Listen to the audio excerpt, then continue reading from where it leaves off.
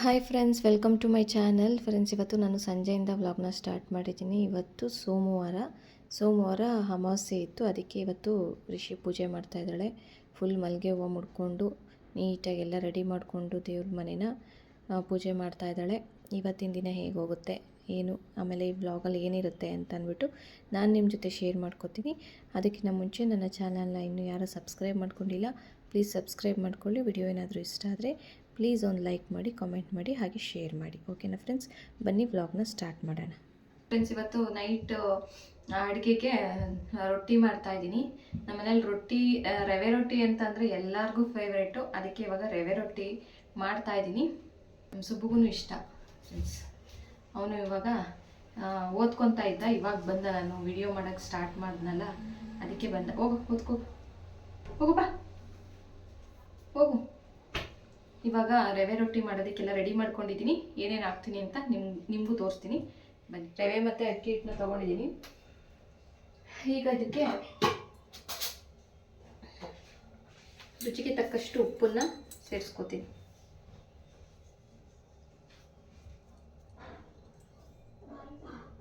ಉಪ್ಪನ್ನು ಹಾಕ್ಕೊಂಡಿದ್ದೀನಿ. ನೆಕ್ಸ್ಟ್ ಇಲ್ಲಿ ನೋಡಿ, ಈರುಳ್ಳಿ, ಕೊತ್ತಂಬರಿ, ಕ್ಯಾರೆಟು, ಗೆಡ್ಡೆಕೋಸು, ಜೀರಿಗೆ ಮತ್ತು ಮೆಣಸಿನ್ಕಾಯಿ ಇಷ್ಟನ್ನ ತೊಗೊಂಡಿದ್ದೀನಿ. ಇವಾಗ ಇದ್ರ ಸೇರಿಸ್ಕೊತೀನಿ.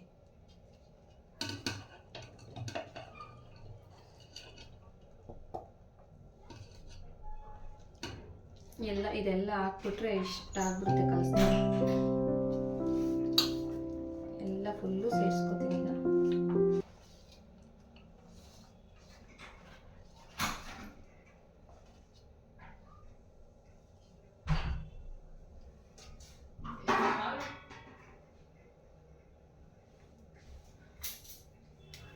ಬಂತ ನಿಮ್ಮಪ್ಪ?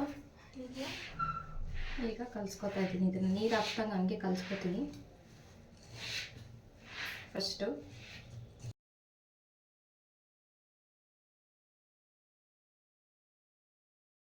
ನೈಟ್ ಏನಾದ್ರೂ ಚಪಾತಿ, ಪಲ್ಯ ಈ ಥರದ್ದು ಮಾಡ್ತೀನಿ.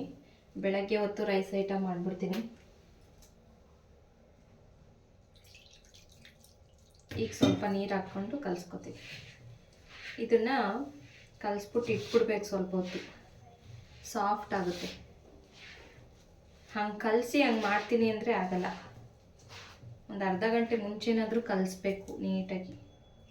ಏಕೆಂದರೆ ರವೆ ಅಲ್ವಾ, ಇದೆಲ್ಲ ನೆನೆದು ಸ್ವಲ್ಪ ಸಾಫ್ಟ್ ಆಗುತ್ತೆ. ಅದರಿಂದ ಈ ಥರ ಕಲಿಸ್ಕೋಬೇಕು. ಅರ್ಧ ಗಂಟೆ ಮುಂಚೆ ಕಲಿಸ್ಕೋಬೇಕು. ನೀರನ್ನು ನೋಡ್ಕೊಂಡು ಸೇರಿಸ್ಕೋಬೇಕು.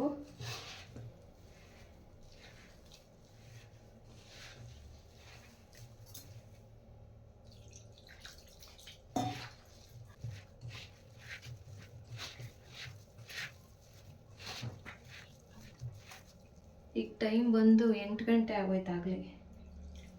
ಇದನ್ನೆಲ್ಲ ಹಚ್ಕೊಳ್ಳೋಷ್ಟೊತ್ತಿಗೆ ಟೈಮ್ ಆಗೋಯ್ತು ಫ್ರೆಂಡ್ಸ್.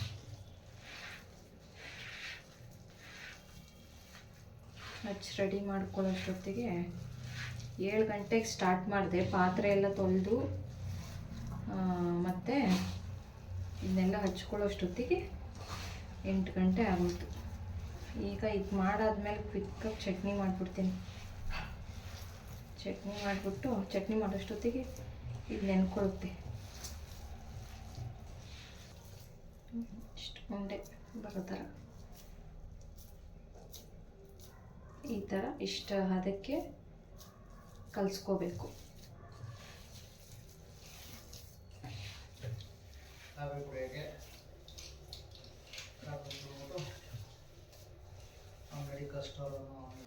ಫ್ರೆಂಡ್ಸ್, ಇವಾಗ ಹಿಂಗೆ ಕಲಸಿಟ್ಟಿದ್ದೀನಿ. ಇದನ್ನು ಚಟ್ನಿ ಮಾಡೋಷ್ಟೊತ್ತಿಗೆ ಇದು ನೆನ್ಕೊಳ್ಳೋದು ಚೆನ್ನಾಗಿ. ಅದಾದಮೇಲೆ ರೊಟ್ಟಿ ಹಾಕೋದು, ತಟ್ಟೋದು. ಈಗ ಕಡಲೆ ಬೀಜ ಹಾಕ್ತಿದ್ದೀನಿ ಫ್ರೆಂಡ್ಸ್.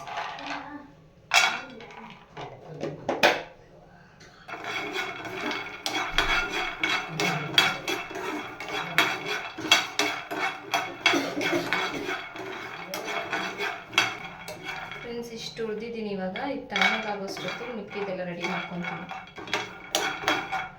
ಸ್ವಲ್ಪ ಕೊತ್ತಂಬರಿ ಮತ್ತು 3 ಮೆಣಸಿನ್ಕಾಯಿ, ಬೆಳ್ಳುಳ್ಳಿ, ಮತ್ತು 1 ಸ್ಪೂನಷ್ಟು ಕಾಯಿ. ಇದನ್ನು ಸಿಪ್ಪೆ ತಕ್ಕೊಂಡು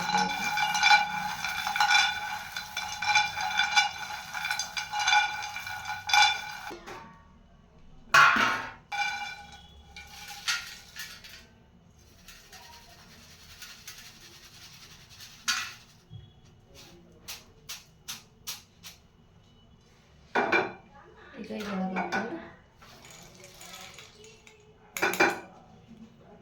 ಸ್ವಲ್ಪ ಉಪ್ಪು ಹಾಕ್ಬಿಟ್ಟು ರುಬ್ಕೊತೀನಿ.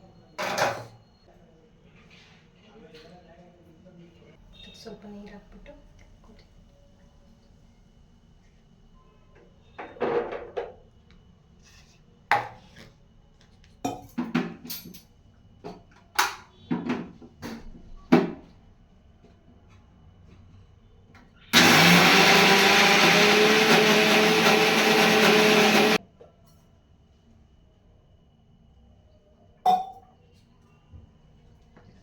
ಈಗ ಹಿಂಗೆ ರುಬ್ಕೊಂಡಿದ್ದೀನಿ.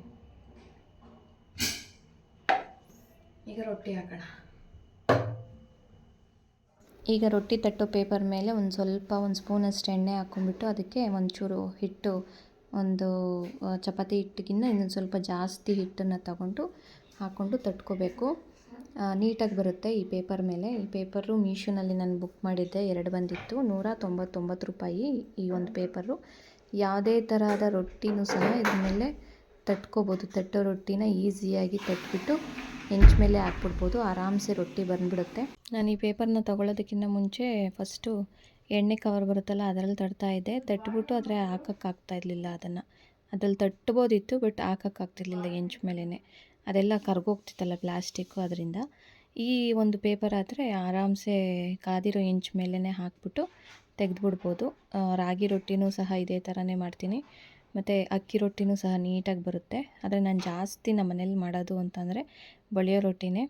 ತಟ್ಟೋ ರೊಟ್ಟಿ ರೇರು ಮಾಡೋದು. ಆದರೆ ನಮ್ಮ ಮನೇಲಿ ಈ ಥರ ರವೆ ರೊಟ್ಟಿ ಅಂದರೆ ತುಂಬ ಇಷ್ಟಪಟ್ಟು ತಿಂತಾರೆ. ಅದಕ್ಕೋಸ್ಕರ ಎಲ್ಲ ತರಕಾರಿಗಳನ್ನೂ ಹಾಕ್ಬಿಟ್ಟು ಬೇಕಾದರೆ ಮಾಡ್ಕೋಬೋದು. ಇದಕ್ಕೆ ಕಡಲೆಬೇಳೆನ ನೆನೆಸ್ಬಿಟ್ಟು ಸ್ವಲ್ಪ ಹೊತ್ತು ಒಂದು 10 ನಿಮಿಷ ಕಡಲೆಬೇಳೆ ನೆನೆಸಿ ಸೇರಿಸ್ಕೋಬೋದು. ಹಾಗೆ ಕಡಲೆಬೀಜನ ಹುರಿದ್ಬಿಟ್ಟು ಅದನ್ನು ಸಹ ಸೇರಿಸ್ಕೊಂಡು ತಟ್ಕೋಬೋದು. ಮತ್ತು ಯಾವುದೇ ರೀತಿ ತರಕಾರಿನ ಮಕ್ಕಳು ತಿನ್ನಲ್ಲ ಅಂತ ಹೇಳ್ತಾ ಇರ್ತಾರಲ್ಲ, ಅಂಥವ್ರಿಗೆ ಬೇಕಾದರೆ ತುರಿದ್ಬಿಟ್ಟು ಇದು ರೊಟ್ಟಿ ಒಳಗೆ ಸೇರಿಸ್ಬಿಟ್ಟು ಹಾಕ್ಕೊಂಡು ಮಾಡಿಕೊಡ್ಬೋದು, ಇಷ್ಟಪಟ್ಟು ತಿಂತಾರೆ. ಮತ್ತು ಈ ರವೆ ರೊಟ್ಟಿಗೆ ಕಾಯಿ ಚಟ್ನಿನೂ ಚೆನ್ನಾಗಿರುತ್ತೆ, ಮತ್ತು ಕಡಲೆಬೀಜ ಚಟ್ನಿನೂ ಚೆನ್ನಾಗಿರುತ್ತೆ. ಆಮೇಲೆ ತುಪ್ಪದಲ್ಲಿ ಹಂಗೆ ತಿನ್ಕೋಬೋದು. ಬರೀ ರೊಟ್ಟಿ ಮಸಾಲೆ ರೊಟ್ಟಿ ಅಲ್ವಾ, ಹಾಗಾಗಿ ತುಪ್ಪ ಇದ್ದರೆ ಸಾಕು, ಟೇಸ್ಟ್ ಚೆನ್ನಾಗಿರುತ್ತೆ. ನಮ್ಮನೇಲಿ ಹೆಂಗೆ ಅಂತಂದರೆ, ನಾನು ರಾತ್ರಿ ಹೊತ್ತು ರೊಟ್ಟಿ ಚಪಾತಿ ಈ ಥರದನ್ನು ಮಾಡ್ತಾಯಿರ್ತೀನಿ.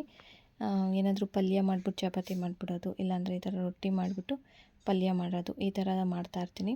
ಏಕೆಂದರೆ ಬೆಳಗ್ಗೆ ಹೊತ್ತು ಮಕ್ಕಳಿಗೆ ಚಪಾತಿ ಆಗಲಿ ರೊಟ್ಟಿ ಆಗಲಿ ಟಿಫನ್ ಬಾಕ್ಸಿಗೆ ಹಾಕಿದಾಗ ಮಧ್ಯಾಹ್ನ ತಿನ್ನೋದಕ್ಕೆ ಅವ್ರಿಗೆ ಸ್ವಲ್ಪ ಕಷ್ಟ ಆಗುತ್ತೆ ಅನ್ನೋ ಉದ್ದೇಶದಿಂದ ನಾನು ನೈಟ್ ಹೊತ್ತು ಬಿಸಿ ಬಿಸಿಯಾಗಿ ಮಾಡಿಕೊಡ್ತೀನಿ, ತಿಂತಾರೆ. ಬೆಳಗ್ಗೆ ಹೊತ್ತು ಏನಾದರೂ ರೈಸ್ ಐಟಮ್ ಮಾಡ್ತೀನಿ. ಸ್ಕೂಲಲ್ಲಿ ಅವರು ಆರಾಮಾಗಿ ತಿನ್ನೋದಕ್ಕೆ ಈಸಿ ಆಗುತ್ತೆ ಅನ್ನೋ ಕಾರಣದಿಂದ ಇವಾಗ ಬಿಸಿ ಬಿಸಿ ರೊಟ್ಟಿ ಹಾಕಿ ಕೊಡ್ತಾಯಿದ್ದೀನಿ. ಅದರ ಮೇಲೆ ಸ್ವಲ್ಪ ತುಪ್ಪನ ಹಾಕಿ ಕೊಡ್ತಾಯಿದ್ದೀನಿ. ಬಿಸಿ ಬಿಸಿ ರೊಟ್ಟಿ ಮತ್ತು ತುಪ್ಪ, ಚಟ್ನಿ, ಕಡಲೆಬೀಜ ಚಟ್ನಿ ರೆಡಿ ಆಯಿತು. ಇವಾಗ ಊಟ ಮಾಡಬೇಕು. ಮತ್ತು ನನ್ನ ಚಾನಲ್ ನಿಮಗೇನಾದರೂ ಇಷ್ಟ ಆಗಿದರೆ ಪ್ಲೀಸ್ ಒಂದು ಲೈಕ್ ಮಾಡಿ, ಕಾಮೆಂಟ್ ಮಾಡಿ, ಹಾಗೆ ನನ್ನ ಚಾನಲ್ನ ಸಬ್ಸ್ಕ್ರೈಬ್ ಮಾಡಿಕೊಂಡು ನನಗೆ ಸಪೋರ್ಟ್ ಮಾಡಿ. ಹೀಗೆ ಡೈಲಿ ವ್ಲಾಗ್ಸ್ನ ಅಪ್ಲೋಡ್ ಮಾಡ್ತಾ ಇರ್ತೀನಿ. ನೆಕ್ಸ್ಟ್ ಡೇ ವ್ಲಾಗ್ನ ಕಂಟಿನ್ಯೂ ಮಾಡ್ತಾಯಿದ್ದೀನಿ. ಇವತ್ತು ಸ್ವಲ್ಪ ಎಣ್ಣೆ ಹಚ್ಕೊಳ್ಳೋಣ ಅಂತ ಅಂದ್ಕೊಂಡಿದ್ದೀನಿ ತಲೆಗೆ. ತುಂಬ ದಿನವೇ ಆಗೋಯ್ತು ಎಣ್ಣೆ ಹಚ್ಕೊಂಡು. ಅದಕ್ಕೆ ಇವಾಗ ಒಂದು ಹೆಂಚ ಮೇಲೆ ಸಾಸಿವೆ ಎಣ್ಣೆನ ಒಂದು 2 ಟೇಬಲ್ ಸ್ಪೂನಷ್ಟು ಸಾಸಿವೆ ಎಣ್ಣೆನ ಹಾಕ್ಕೊಂಡೆ. ಸಾಸಿವೆ ಎಣ್ಣೆ ಹಾಕ್ಕೊಂಡಾದ್ಮೇಲೆ ಅದಕ್ಕೆ ಕರ್ಬೇವಿನ ಸೊಪ್ಪನ್ನು ಹಾಕ್ಕೊತಾ ಇದ್ದೀನಿ. ಒಂದು 2 ಸ್ಪೂನಷ್ಟು ಕರ್ಬೇವಿನ ಸೊಪ್ಪನ್ನು ಹಾಕ್ಕೊಂಡು ಚೆನ್ನಾಗಿ ಹುರ್ಕೋತೀನಿ. ಅದು ಸ್ವಲ್ಪ ಕಪ್ಪಗಾಗಬೇಕು ಮತ್ತು ರೋಸ್ಟ್ ಆಗಬೇಕು. ಅಲ್ಲಿವರೆಗೂ ಹುರ್ಕೊಂಡು ಇವಾಗ ಸ್ಟವ್ನ ಆಫ್ ಮಾಡ್ಕೊಂಬಿಡ್ತೀನಿ. ಇದಾದಮೇಲೆ ಅದು ತಣ್ಣಗಾಗೋದಕ್ಕೆ ಬಿಟ್ಬಿಡ್ಬೇಕು ಸ್ವಲ್ಪ ಹೊತ್ತು. ಅದಾದಮೇಲೆ ಅದನ್ನ ಚೆನ್ನಾಗಿ ಕೈಯಲ್ಲೇ ಸ್ಮ್ಯಾಶ್ ಮಾಡ್ಕೊತಾ ಇದ್ದೀನಿ. ಇದು ಹೇರ್ ಗ್ರೋತ್ಗಾಗಿರ್ಬೋದು, ಮತ್ತು ಹೇರು ಸ್ವಲ್ಪ ಚೆನ್ನಾಗಿ ಬೆಳೆಯೋದಕ್ಕೆ ಸಹಾಯ ಮಾಡುತ್ತೆ.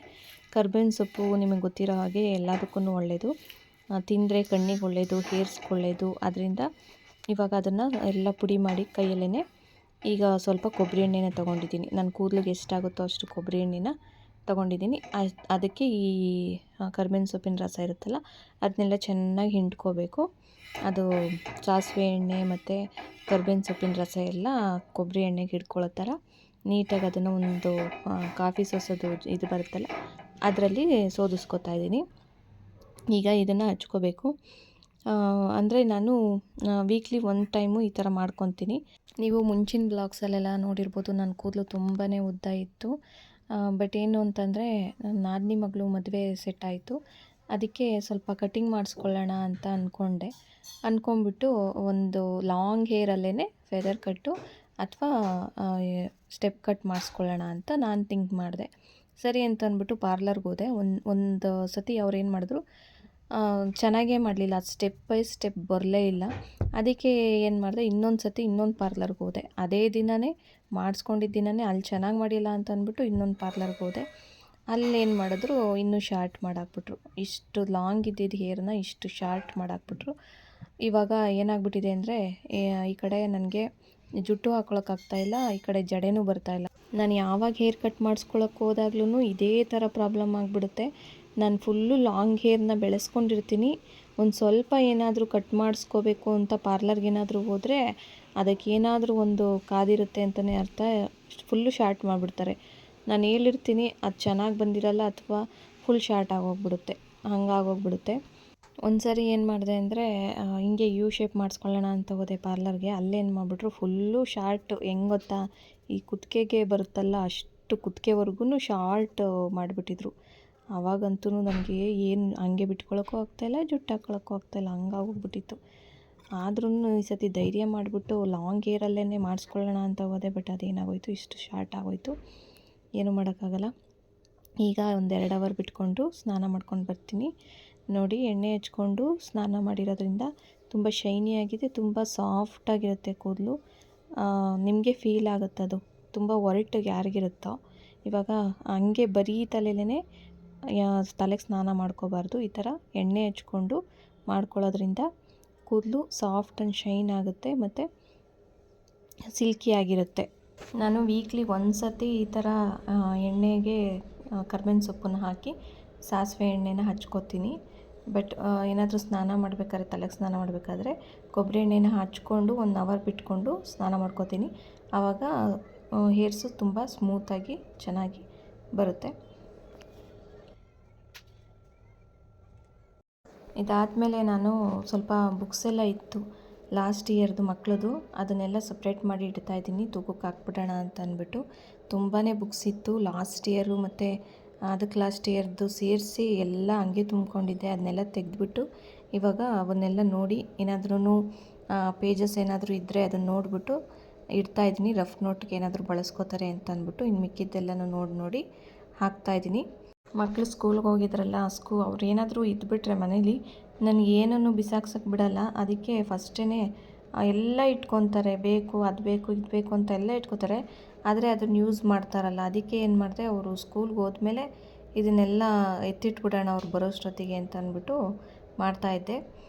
ಆಮೇಲೆ ನಮ್ಮ ಮನೆಯವ್ರು ಮಧ್ಯಾಹ್ನ ಊಟಕ್ಕೆ ಬಂದಾಗ ಕೊಟ್ಟು ಕಳಿಸ್ಬಿಡೋಣ ಅವ್ರಿಗೆ ಅಂತ ಅಂದ್ಬಿಟ್ಟು ಎಲ್ಲ ಎತ್ತಿಡ್ತಾಯಿದ್ದೀನಿ ಸಪ್ರೇಟ್ ಮಾಡಿಬಿಟ್ಟು. ನಮ್ಮ ಮನೆಯವ್ರು ಹಿಂದ್ಲ ದಿನವೇ ಹೇಳಿದರು, ಎಲ್ಲ ಎತ್ತಿಡು, ಎಲ್ಲ ಇದೆ ಹಾಕ್ಬಿಟ್ಟು ಬರ್ತೀನಿ ತೂಗಕ್ಕೆ ಅಂತ ಅಂದ್ಬಿಟ್ಟು.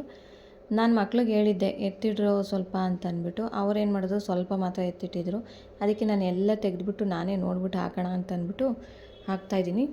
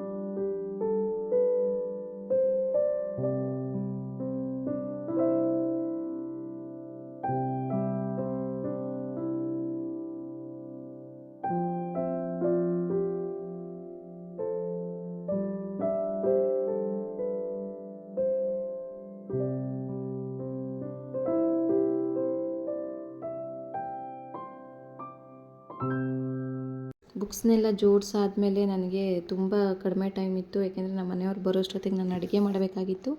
ಅದಕ್ಕೆ ಏನು ಮಾಡಿದೆ, ಮೊಟ್ಟೆ ಸಾರು ಮಾಡಿದೆ. ಬೇಗ ಆಗೋಗ್ಬಿಡುತ್ತೆ ಅಂತಂದ್ಬಿಟ್ಟು ಮೊದಲೇ ಮೊಟ್ಟೆ ಬೇಯಿಸೋಕ್ಕಿಟ್ಟಿದ್ದೆ ನಾನು ಆ ಬುಕ್ಸ್ನೆಲ್ಲ ಎತ್ತಿಡಬೇಕಾದ್ರೇ. ಆವಾಗ ಮೊಟ್ಟೆ ಇನ್ನೇನು ಬೆಂದಿತ್ತಲ್ಲ, ಇನ್ನೇನು ಕಾಯಿನೂ ತುರಿದು ಇಟ್ಕೊಂಡಿರ್ತೀನಿ. ಬೇಗ ಕ್ವಿಕ್ಕಾಗಿ ಹಿಂಗೆ ಏನಾದ್ರೂ ಅಡುಗೆ ಮಾಡಬೇಕಾದ್ರೆ ಹಾಕ್ಕೋಬೋದು ಬೇಗ ಅಂತಂದ್ಬಿಟ್ಟು. ಈಗ ಮುದ್ದೆ ಮಾಡಿಕೊಂಡು ಬಿಸಿ ಬಿಸಿಯಾಗಿ ಊಟ ಮಾಡ್ತಾಯಿದ್ದೀನಿ. ನಮ್ಮ ಮನೆಯವ್ರಿಗೂ ಇಟ್ಕೊಟ್ಬಿಟ್ಟು ಇವಾಗ ನಾನು ಊಟ ಮಾಡ್ತಾಯಿದ್ದೀನಿ. ಐ ಹೋಪ್ ನಿಮಗೆ ಈ ವಿಡಿಯೋ ಇಷ್ಟ ಆಯಿತು ಅಂತ ಅಂದ್ಕೋತೀನಿ. ಇಷ್ಟ ಆಗಿದ್ರೆ ಪ್ಲೀಸ್ ಒಂದು ಲೈಕ್ ಮಾಡಿ, ಕಮೆಂಟ್ ಮಾಡಿ, ಹಾಗೆ ಶೇರ್ ಮಾಡಿ, ಹಾಗೆ ನನ್ನ ಚಾನಲ್ನ ಸಬ್ಸ್ಕ್ರೈಬ್ ಮಾಡ್ಕೊಳ್ಳಿ ಅಂತ ಹೇಳ್ತಾ ನಾನು ಸಿಗ್ತೀನಿ ನೆಕ್ಸ್ಟ್ ವ್ಲಾಗ್ನಲ್ಲಿ. ಅಲ್ಲಿವರೆಗೂ take care, bye. Thank you for watching.